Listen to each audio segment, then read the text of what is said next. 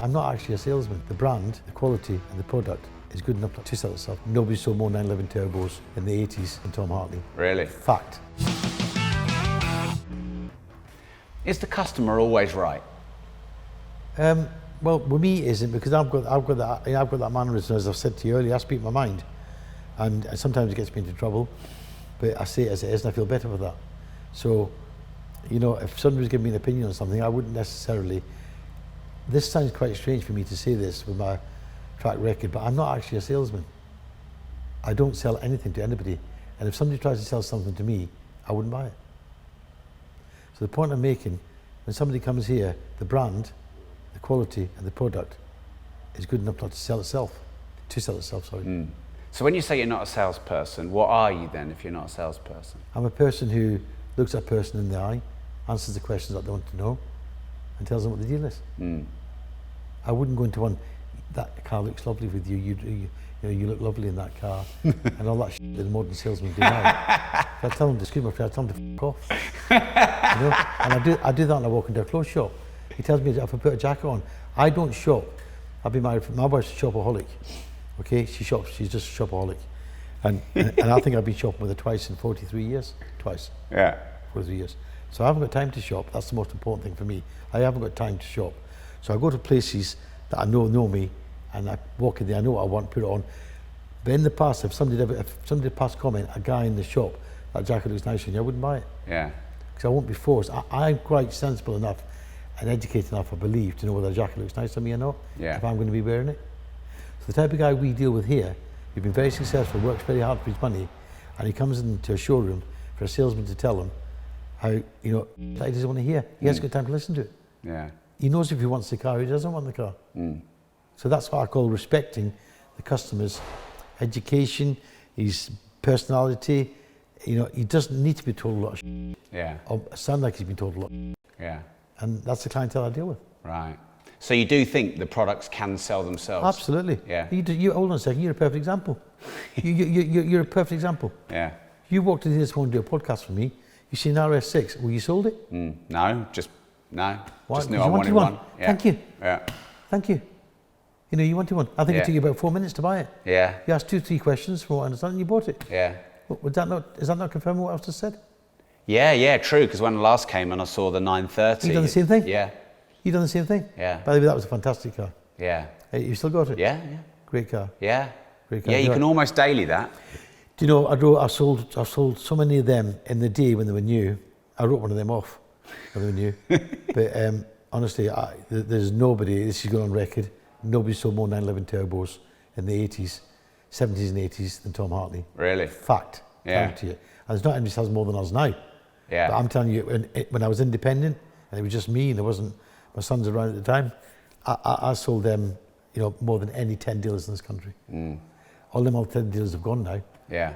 You know, the Motor Tune, which is an old Porsche company, might mean nothing to you. Motor Tune was an old big Porsche dealer in London, and they got quite AFN, were big Porsche dealers. Yeah. None of them exist now.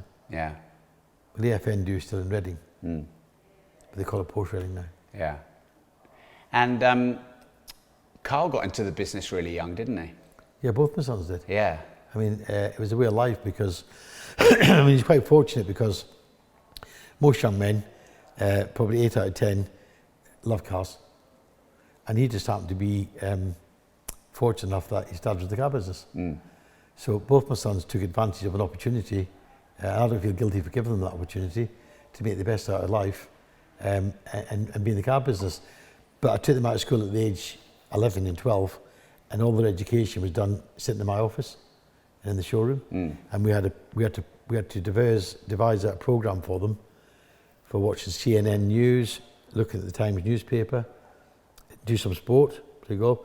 So there was a variation of things that helped with their education that I'd done myself. And when I'd done that back in the 80s, I was finding myself on television programs like Vanessa Phillips, Esther Ranson, because they're all having a go at me. Not in particular, the out there people, critics, why is he taking his children out? It's like, they can't do this, he shouldn't do this. Anyway, I explained to them, I come from Romany culture, which are travelling people. And we're very self-respectful, and we earn money from the age of 10 or 11. As soon as we were able to earn money, however we word it, that's what we'll start doing. And when I did my autobiography 2 years ago up the stair in my boardroom, my ghostwriter, who used to work for the Sunday Times, slapped the front page of the Daily Mail on the desk for me. And it was talking about how Simon Cowell is doing exactly the same thing with his son, and how MPs in the Houses of Parliament are putting out there to young kids to start earning money, whether it's paper rounds, cleaning windows, whatever it is, entrepreneurship needs to start early. I've done that. Well, I done it when I was 50 years ago when it was my age. And I've done it with my sons, and it was wrong. Now they're saying it's right. Yeah. And do you like working with your sons? Yeah, we have a great time. It's good to have young blood in the business. I mean, he takes care of a lot of well, as partners, and he's a full partner of this business. He owns the business as well as me. It's co-owned. He bought his way into that as he developed with his profits, and it's exactly 50-50. And the good thing about that is he's got his customers he deals with, and I've got my customers that deals with different personalities. Yeah, I say that suit him, it don't suit me. And this modern technology, I mean, doing deals on WhatsApp nowadays is a way of life for us. And didn't Tom Jr. set up on his own, almost became a competitor? No, I wouldn't say he was a competitor. He was more in the restoring cars and classic cars. People would like to, competitors is not something we look at. There's a big marketplace out there, and it's not for everybody. He had a great education in this business. He introduced more of the classic car side of it in 2008, when the credit crunch came here. We talked about how we should maybe do a bit more with that because people were investing in that type of thing, and it growed and it growed and it growed. He started to enjoy doing that type of thing. He enjoyed looking at how a car can be restored, where it can become. So it's time consuming. It's very passionate about that. As opposed to me, it's a quick deal. I just do the deals. I've got a reputation as a deal maker because I make deals that happens. The way he runs his business is a bit more long term. Yeah. He still sells supercars and other cars, but unlike him and anybody else, we don't feel there's any competitors. We don't look at competitors. And if it was my son, I've got no problem. If there's one thing I've got no problem bowing to two people in life, and my two sons.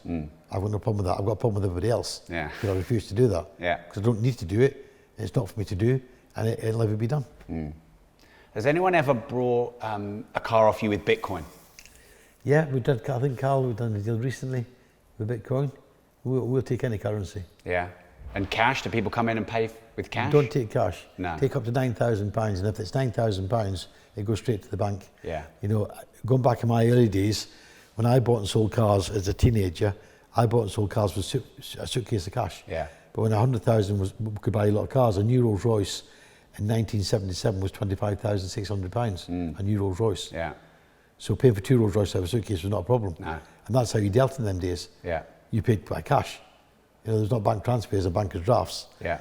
But that died out, as it does now. I mean, I still carry cash in my pocket to pay for things because I'm old school.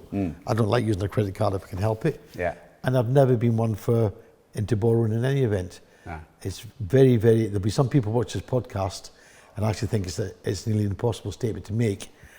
I have never had a hire purchase agreement in my life for anything. Right. So I've reinvested every time I've made money. Yeah. I've reinvested into the business, reinvested it, and that's where I made it the hard way. But there's nobody knocked on my door to tell me all the money. No. It's what you call a debt-free journey. So if you have or own a car, you'll buy it outright? Everything's paid for, yeah. Yeah. Everything's paid for. Do you do consignment sometimes when you sell cars? We'll do that. We'll do that with customers who we've dealt with more than 10 years. Yeah. Who are what we call long, loyal, reliable customers for a number of reasons. That type of arrangement can be quite difficult to actually get the deal done. So you need to know the personality you're dealing with and trust them so they can help you work together. Yeah. But as a rule of thumb, I've always been of the attitude and always talk to Carl about this. We like to have it and we own it. Yeah. And then we can do what we want to do with it. Yeah. That's really the right way. But sometimes, you've got no option to keep the deal, keep the customer, and get a bit better price. You've got to do it that way. Yeah. Hey, quick, before you go, if you want to watch the full, raw, uncut version of this episode in detail, no holds barred, you can watch it here. But before you go, make sure you like this video, subscribe to the channel, and turn the notification bell on.